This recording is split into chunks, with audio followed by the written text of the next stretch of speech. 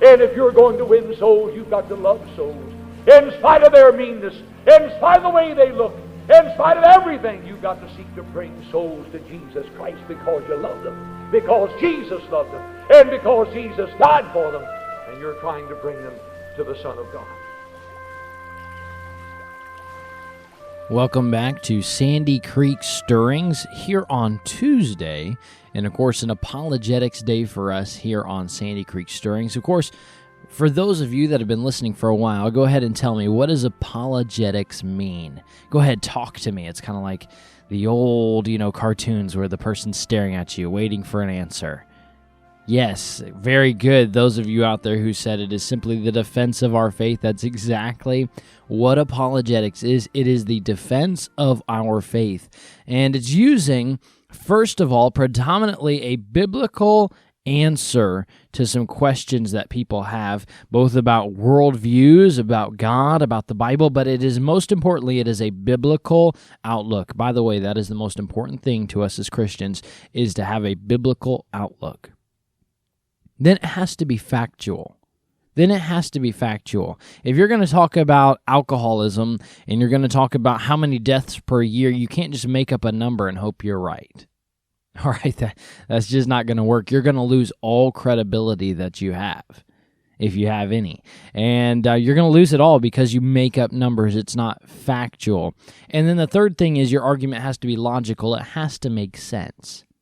And so apologetics, we're taking different subjects, and hopefully we're doing a good job at bringing those all together for you and making sure that you understand some of these questions that have been asked and how we can best answer them moving forward.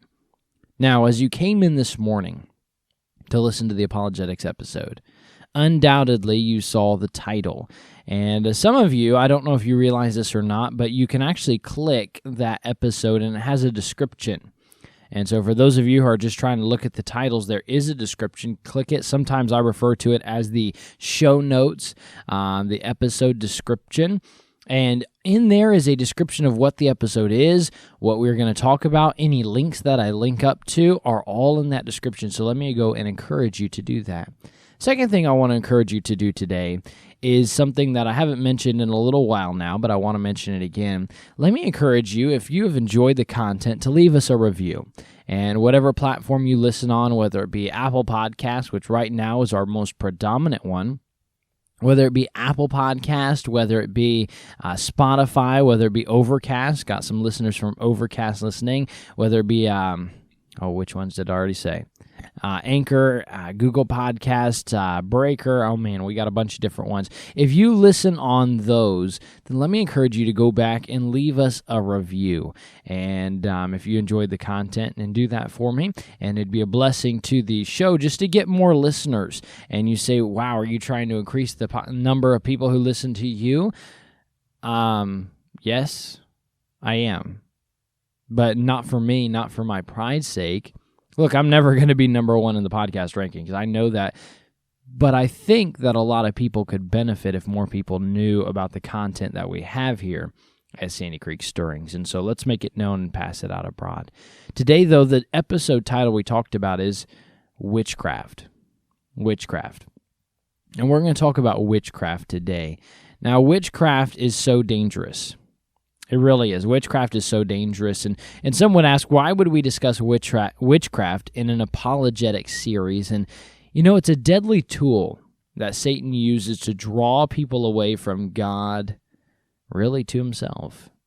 Satanism, which is the worship of Satan, the church of, I say church, quote unquote, the Church of Wicca, W-I-C-C-A, you'll hear that term a lot. It's an organization that practices witchcraft. It practices black magic. It calls upon the spiritual realm for its consultation. Witches, wizards, all these are intertwined because of their practice of witchcraft. And so the definition, let me give you the definition of witchcraft.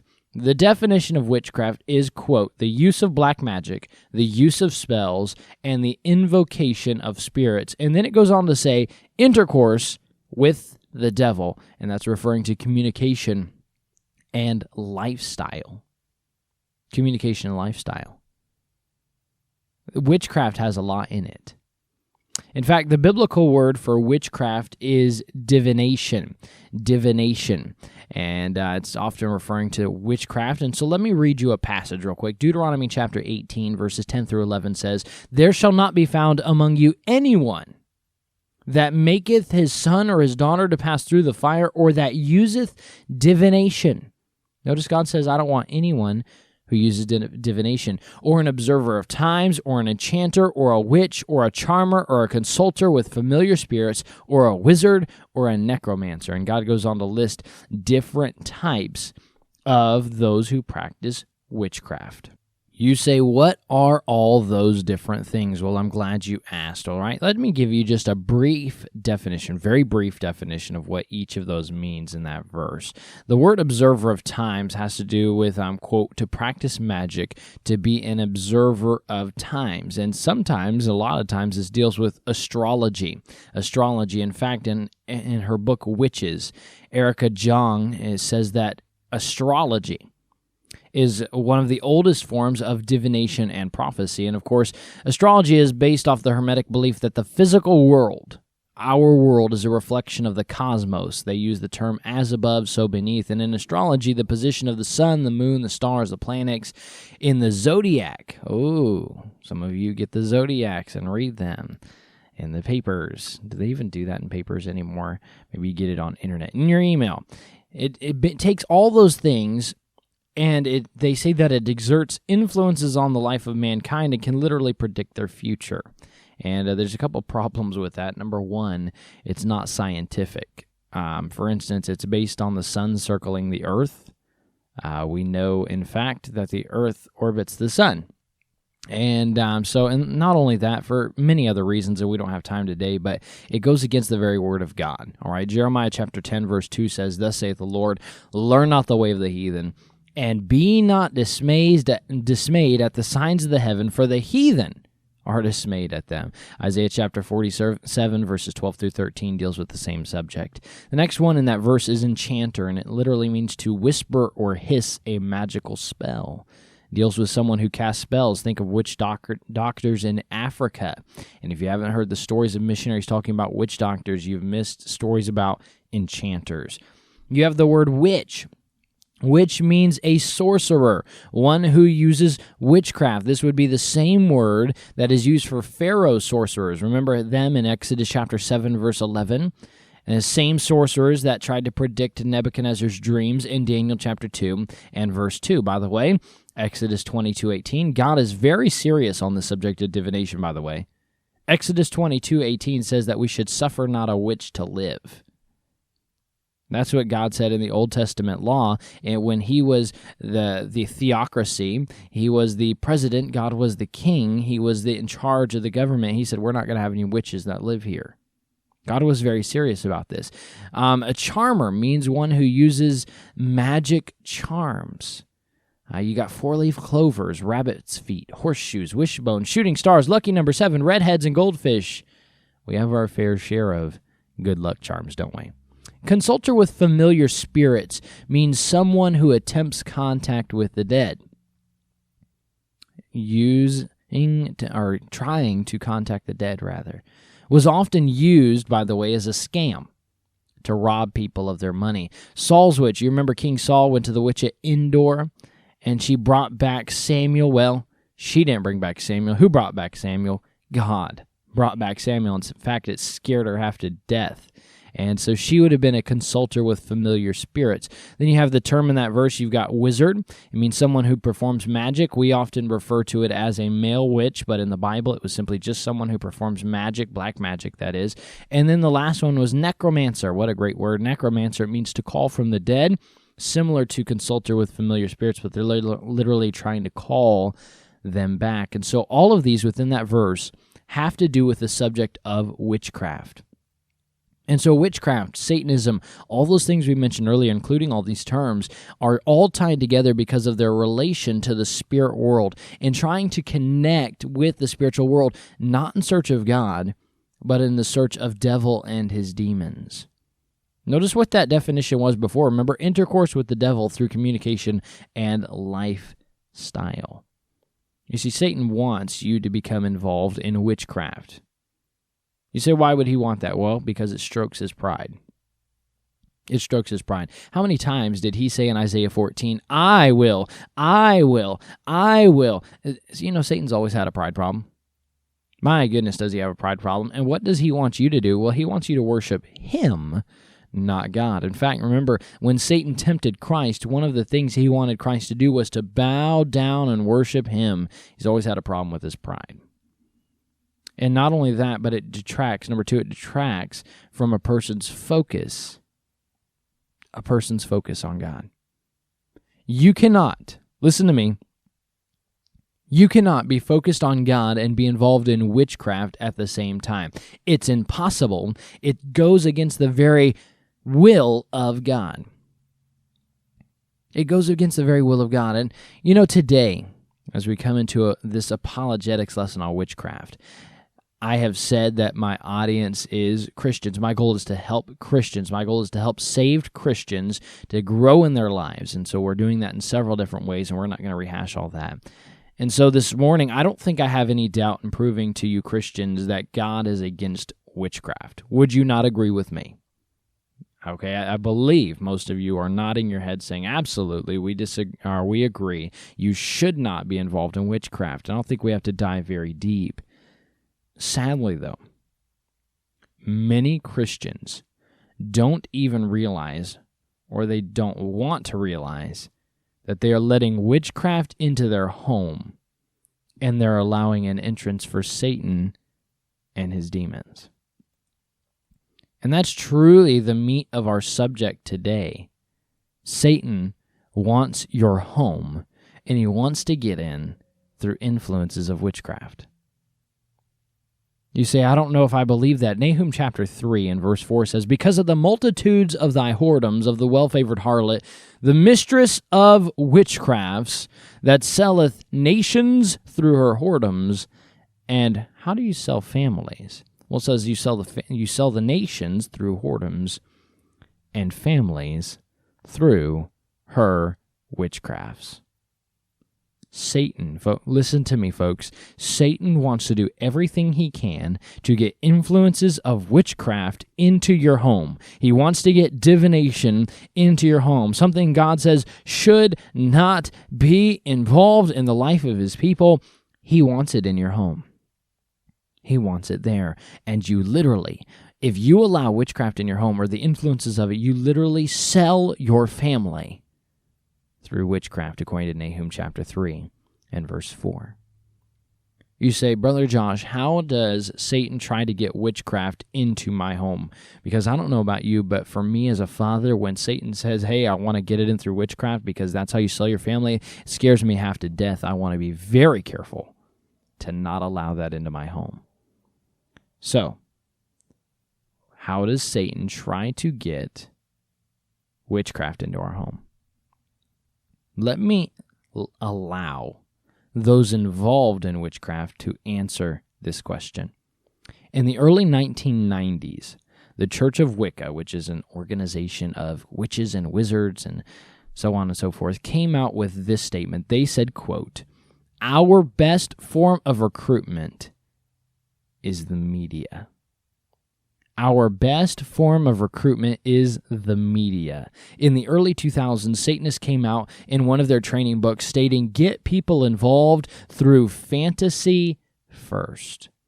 The media, folks, and I'm not talking about like fake news. I'm talking about the media like movies, like TV, like television shows, like book series and things of that sort. That's media. The media has put a full attack on Christianity and has given the world a wonderful view of the world and fantasies of witchcraft. Listen to me, Wicca has its own television programs recognized by the religion or by the military as a bona fide religion. They're granted nonprofit status. They get opportunities to lecture on public education campuses. They're doctors, they're lawyers, they're teachers, they're librarians, they're actors. They're simply people like we are, but they are involved in witchcraft. And slowly, the media has done a very good job at infiltrating the Christian home and allowing influences of witchcraft inside our homes. You say, I don't know about that. I do a pretty good job. Let's talk about that. Media. Forbes magazine article on mass media influence on July 16th, 2012 said this, quote, "Media manipulation currently shapes everything you read, hear, and watch online. Everything, and often what we believe as well." Hey, the devil knows this. He knows that if he can get media, it can influence public thinking. It can cause a curve in the system of beliefs. Can I just say this morning, and I'm not trying to stroke the pride of Satan, but the devil is no dummy. He's smart. Notice how he convinced the entire nation of Israel to not follow God because of the report of 10 spies. The devil knows how to use his tools. He uses media. How does Satan use media to get into our homes? Well, I want to introduce a few different aspects of that to you. Number one, the media gives a distorted view of witchcraft. The media uses a distorted view of witchcraft. You see, God said a Christian should have how much dealings with witchcraft? The Bible says nothing. Nothing. We shouldn't even have the influence of it. Abstain from all the appearance of evil. We should have nothing, but here's what media does. They make witches to look like ugly, decrepit, old hags. But they call the beautiful witches fairy. I don't think you got me. They make the bad witches, they look like ugly, decrepit, old hags. And they call the beautiful witches, they're both the same thing, aren't they? But they call the beautiful witches fairies to try and make it look like there are good and there are bad witches. There are a difference between those who practice witchcraft, folks. The good ones are fairies, and the bad ones, well, they're witches. No, they're the same thing. They're the same thing. Isaiah chapter 5 and verse 20 says, "Woe unto them that call evil good, and good evil, that put darkness for light, and light for darkness, that puts bitter for sweet, and sweet for bitter." Listen to me, folks. They are the same thing, but Satan has gotten to some of your minds, and Satan has gotten to the minds of your children, that, oh, that's not a witch, that's just a fairy. Yeah, she uses spells and a wand, too. Yeah, she calls on spirits. Yeah, she goes against what a Christian should have involved with witchcraft, but she's a good witch. She's a fairy. I want to be a good witch. You say, that's ridiculous. That is some of the conclusions your children are coming to because of an influence of the media. So they give a distorted view. They try to break it up, say, well, there are some bad witches, but there are some good witches, okay? And you trust and you believe in the good witches. And then number two, they introduce, well, basically what we just mentioned, they introduce good witches to combat the bad witches.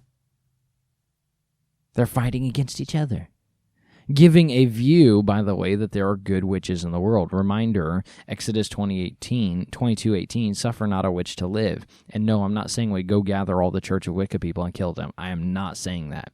Here's what I'm saying. In your home, it doesn't matter if it's a book, it doesn't matter if it's a TV, it doesn't matter, whatever it is, you better not suffer a witch to live inside of your home. Get the TV show out if it has it. Get the book out if it has it. Listen to me. Witchcraft, witches, sorcery are not mentioned one single time in a good way in the Bible. And witches, by the way, want your children. The kids at a public elementary school in Portland, Oregon, Christmas was done away with, and a winter solstice program was decided to be held instead. It was, quote, to celebrate the return of light. The front cover depicted the sun god, Lucifer, the god of the light, and the moon goddess, Diana. This is a true story, folks. I'm not making this up as I go. Each child was to partake of the sun and moon cake in the foyer and then enter the auditorium. This is elementary, folks. Elementary school. Upon entrance, the kids would have barcodes stamped on their forehead and scanned. Some rejected, some accepted. Chanting was then to begin until once seated, chanting was to begin until the arrival of the sun god and moon goddess. A real story from an elementary school. Yes, Satan is trying to get witchcraft into your children's lives, and it's going to sell your family. You say, what does that story have anything to do with what we're talking about? What I'm saying is schools are trying to get witchcraft into your home. Sixth graders in Orange County, Florida, when practicing penmanship and creative writing, were using an 8-page workbook entitled, quote, A Witch's Manual, which discussed the spiritual world and the calling on of spiritual beings for guidance. A witch's manual. Yeah, Satan is slipping it under the parents' nose, and sometimes the parents don't even realize it. And here's what the devil does with TV. The devil does what it takes to get your kids to watch TV, and he rates it G. Oh, that's a G movie. You can watch that. Think of the movies. Think of them that have witchcraft influences. Think of The Wizard of Oz, Escape to Witch Mountain, The Smurfs, The Little Mermaid, Harry Potter, Twilight, and much, much more. And you say, those are my favorite movies. And you get your tissue out and you dab your eyes. Those are my favorite. Here's what we fail to realize, though. Many times we realize the toxic death of some movies. Toxic, deathly for our Christian faith. But sometimes we fail to see the subtle poison in others. Because Satan is rating witchcraft G, and he is trying to get the influences into your home. Let me give you a few practical examples, and for some of you, you're going to walk away crying. But that's okay. I want you to go into this with an open mind, seeing how Satan is trying to get it into your home to sell out your family. Take Smurfs, for instance. Smurfs. The bad guy in the series casts a spell through the name of Beelzebub.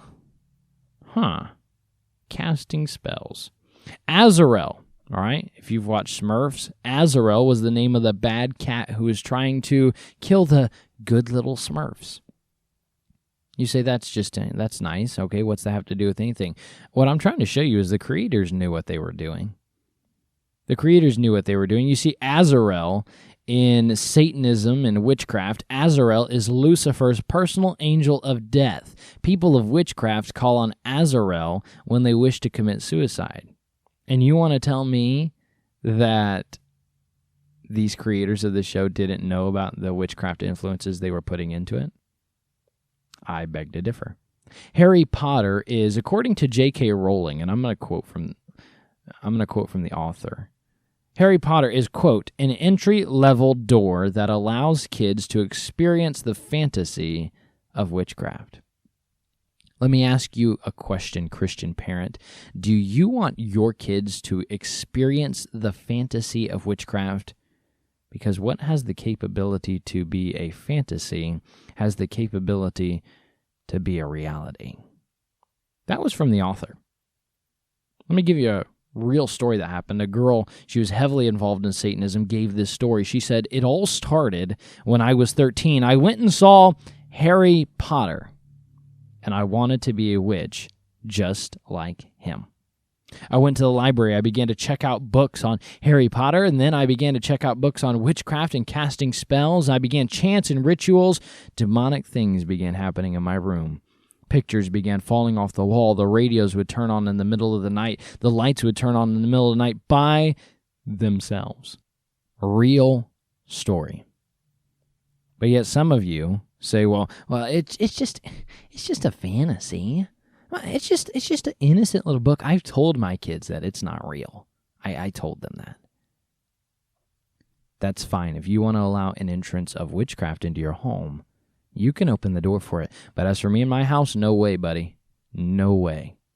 Twilight started with, of course, Stephanie Meyer having a dream where a quote from her, fantastically beautiful and sparkly vampire came to her and she fell in love with him, end quote. Through the whole process, Edward, the vampire, would come to her in her dreams and relate the rest of the story. I don't really think that was a vampire, folks. I think that was somebody else. Somebody who wants you to be involved in witchcraft. That started with Stephanie Meyer of Twilight, the Twilight series, the books and the movies. Listen to me. Why is such a dark movie like that? Dark is a great definition for that movie. Why is the dark movie so attractive to young ladies? teenage girls. Why? Because the wicked vampire is shown as being chivalrous, sensitive, self-sacrificing, and honorable. That's what he's portrayed as. Something that is clearly anti-God. You see, vampires are exactly anti-God. They are an anti-Christ. They are anti-God. Leviticus chapter 19, verse 26, they weren't allowed to partake of the blood. Not only that, Jesus came to give blood. Vampires come to what? They come to take blood. Jesus is the light. Vampires hate light. And you say that is an old and outdated argument. But here's the deal. It still rings true today. Some parents say, well, I'm just letting my kids see those movies, Harry Potter and Twilight. I'm just letting them see them because I want them to know what's wrong. I want them to look at it and know what's wrong. Let me ask you this. Would you show them an X-rated movie because you want to teach them about abstinence? No, you wouldn't. Because that's not how you teach stuff. That's not how you teach stuff. We often look at these things, though, and I know I'm coming down hard. But this is a serious thing, folks. We often look at it as like cute, just little movies. Oh, the wonderful world of Disney. But we fail to see the door that these things do open into our lives. Think about this. Your daughter is in love, all right? Let's use an example. Your daughter is in love with a young man. And you are going to consider him for, if he should marry your daughter. And so you evaluate him and you come up with these hard facts. Hard facts. He's a thief. That's right. He's a thief. Number two, he's a cute boy, but he sleeps in the street. He sleeps in the streets at night. Number three, he is unemployed and he dropped out of school. Number four, he practices magic and is said to be able to levitate himself in the air. Number five, he is very likable, but you feel like you have to watch him because he does have a history of lying. Number six, he is very clever, very streetwise, but you get a sense that there's a little bit more to his story. And number seven, he's a Muslim. Let me ask you, Christian, would you allow your daughter to marry this guy? No. You would not. Unless you're crazy, no, you would not. You would say, no way, lock the door, don't ever let him come back. Good night, keep him out of here, keep him away from my daughter. At least that's what I would say. You can say whatever you want to say, but I would say, no way, buddy, you stay away from my daughter. You wouldn't want your daughter to think it's okay with that guy, would you? You wouldn't want him to fall in love with him and to follow her heart. It's okay if she follows her heart, right? I mean, it's really an issue of the heart, If they love each other, that's all that matters. Hogwash. That's not true. But a lot of these movies want to teach you that's the way this works. Because I forgot to mention that young man's name. His name is Aladdin. Yeah, his name is Aladdin. You say, well, wait a second. Yeah, all those things, all those facts we just gave about Aladdin are true. He's a thief. He's a cute boy, but he sleeps in the street at nights. And all the ones we mentioned, they're true. And you say, well, it's just an innocent little movie. But here's what it's doing is teaching your children that don't evaluate all the things about them. Just follow your heart. Just follow your heart. May I remind you that the God that knows your heart says the heart is desperately wicked. Who can know it? You say it's just the world of imagination. It's just fantasy. Be careful what you call fantasy because a lot of times it becomes reality. You say, well, Beauty and the Beast is fantasy. Like that can never happen. Well, guess again. If you remember, King Nebuchadnezzar changed into a beast. Went out and ate grass. For a long time. Let me tell you something. If it's a fantasy, it does have a capability of becoming reality. So be careful what you let into your home. Be careful. Hey, Satan wants an entrance into your home. He wants inside. Let's not open the door for him. Let us, as Christians, refuse to open the door to Satan. Don't do it. Listen to me, folks. You say, well, it's going to be a hard time. I'm going to have a hard time. Are you saying I need to give up all those movies I watch and all those? Here's what I think you should do. I think you should pray and ask God what you should do and follow his leading. Doesn't make a difference if you follow me. Pray and ask God. Because, friend, if we are not careful, we're opening some mighty big doors for Satan to come in. Mighty big doors. Pray and ask the Holy Spirit. Say, Holy Spirit, should I have this movie in my home? Holy Spirit, should I have this book in my home?